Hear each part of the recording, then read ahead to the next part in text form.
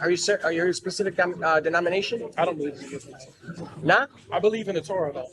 You believe in the Torah? Yeah, all the law, statutes, and commandments of Moses. I believe he was a prophet. You sure? Positive. Do I? Yeah. What's right? You want Quran, bro? For free. 100% free. The chain. Let's move down the chain. All right. So far, we got that. Okay, so if she's not submissive, Okay. deny her in bed. If that doesn't work, strike her. Yep. Do you know what I'm referring to? 434. I'll grant you that too. You'll grant me that? You'll concede to that? Yeah. So you wouldn't do that? No, would you? No, most certainly not. But you have to abide by the laws of the Old Testament, right? Christ said, "Love your wives like like He loved the church."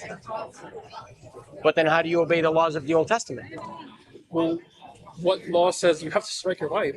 Okay, suppose you and me are fighting right now. We get into a fist fight. Say your wife was there, my wife was here, and you start whooping my ass. You're on top of me, elbowing me, and my girl comes up to you and she grabs you by your privates. What do I do?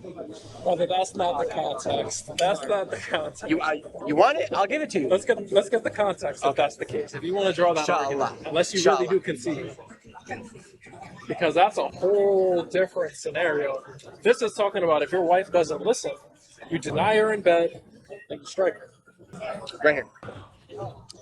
If two men are fighting and the wife of one of them comes to rescue her husband from his assailant and she reaches out and seizes him by his private parts, you shall cut off her hand, show her no pity. I believe in that. You would do that?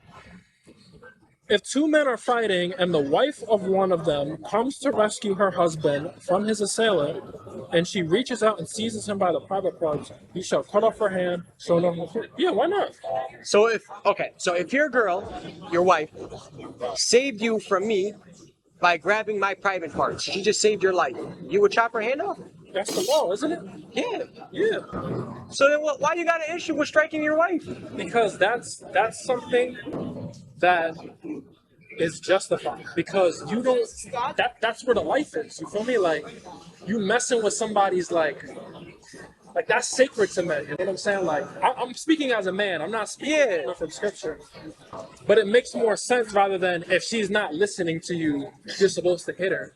Okay. You know what I'm saying? I got you. So I think that's crazy personally, but I would say, okay, so chapter 4, verse 34 of the Quran gives a criteria, right? Number 1, you speak to them. Number 2, you forsake them in bed. And then lastly, like last resort, and every scholar has interpreted this in terms of a miswak. Have you heard of what a miswak is?